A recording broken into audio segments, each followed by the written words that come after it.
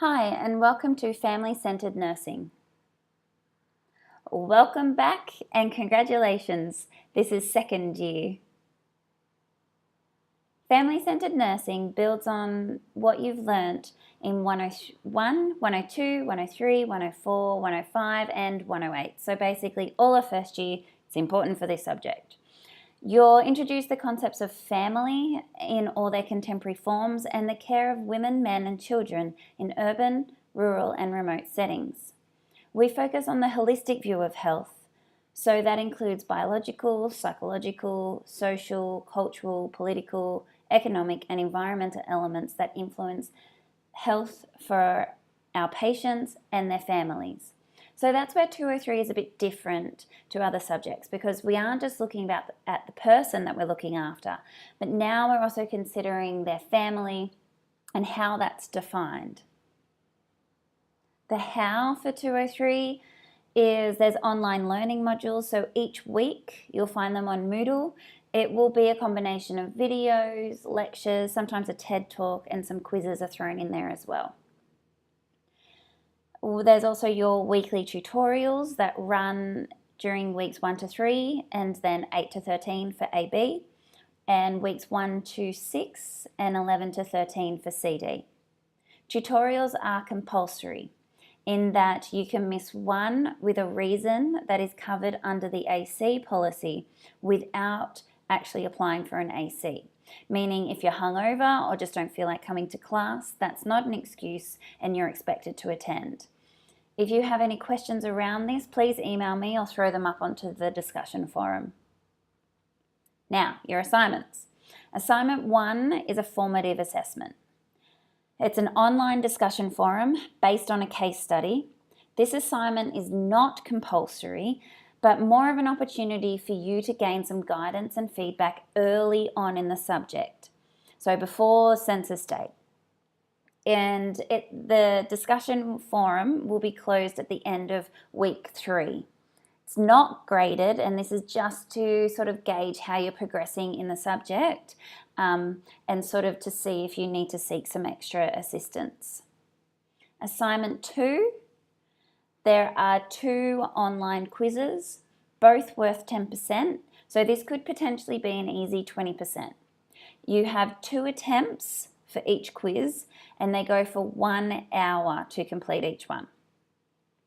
Questions will be from online activities as well as your tutorial discussions. Quiz 1 will close at the end of week 4 and is based on modules 1, 2 and 3. So the content that you cover across weeks 1, 2 and 3. Quiz 2 will close at the end of week 12. And both of these quizzes are closing at midnight or 5 minutes to midnight. And quiz 2 is based on content covered from modules 4, 5, 6 and 7. Assignment 3 is a concept map that's worth 30% of your total grade, and it's due in week 5. Basically, the task here is you need to pick a family. It could be one that you've looked after on placement, your neighbours, even your own family, and perform a family-centered assessment on them, recording it in a concept map. Having one person or patient in the centre, and then you develop your concepts outward, including relatives up to grandparents, any relevant medical history, any support services that they might have in place, and maybe that should be in place. Things like community ties, for example, some volunteer groups or sporting alliances. The map needs to fit onto an A3 piece of paper, and it can be handwritten, or you can use a software like CMap, and there's a link to that software in the actual assessment details that are on the Moodle site. And once you've completed your concept map, you will need to complete a reflection on the process of actually putting your concept map together. So you might comment on how well the family's represented. So was it a good way to represent the information that you gained from your interviews? You might make a comment on how putting the concept map has impacted your understanding of family-centered nursing or person-centered approach. The reflection needs to be 500 words in length.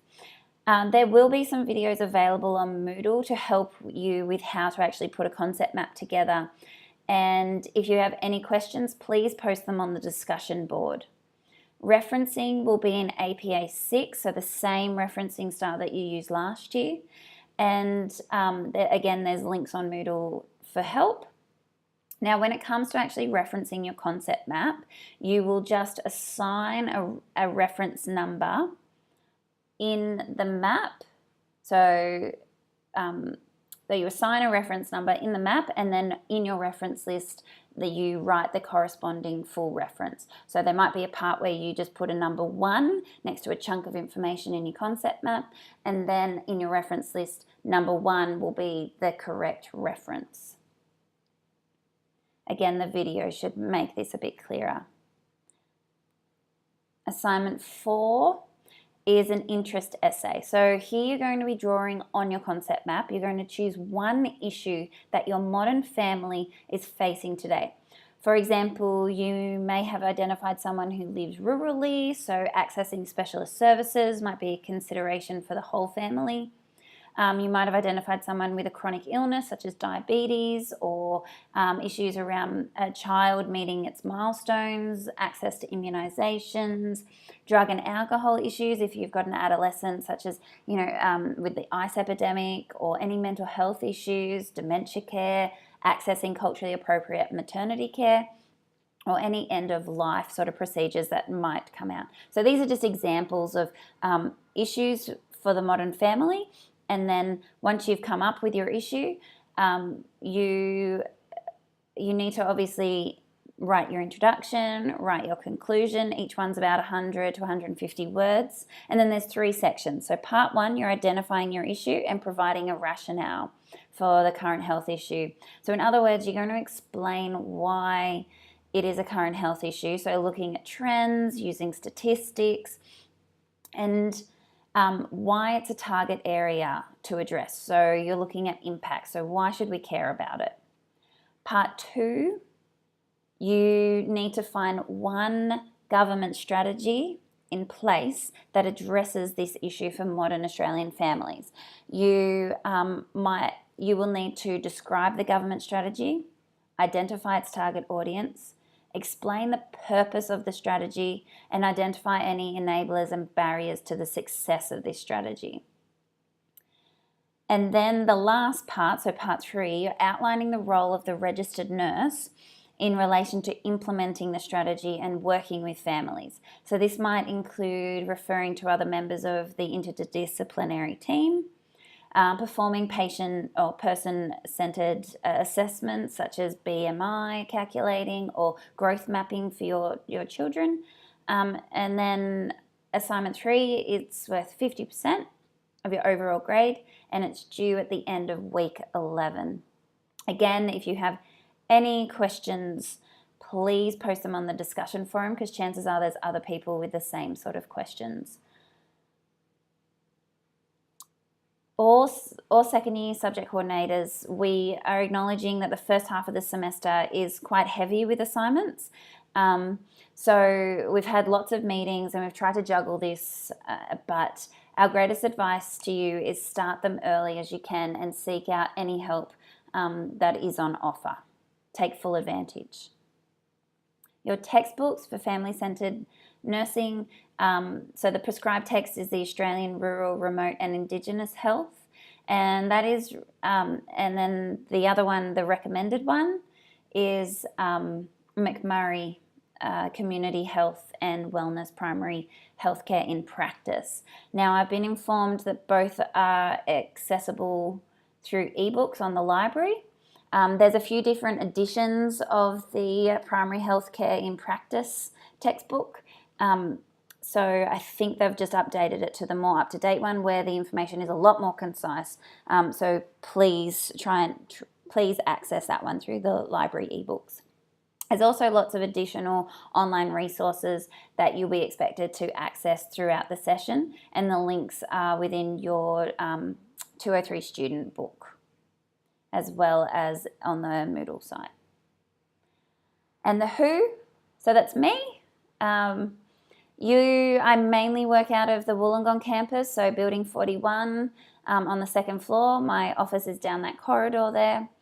You will need to make appointment times, so please send me an email and schedule the appointment, just because I do work across different campuses and I am still clinical, so I still work in the hospital, so I am often not on campus.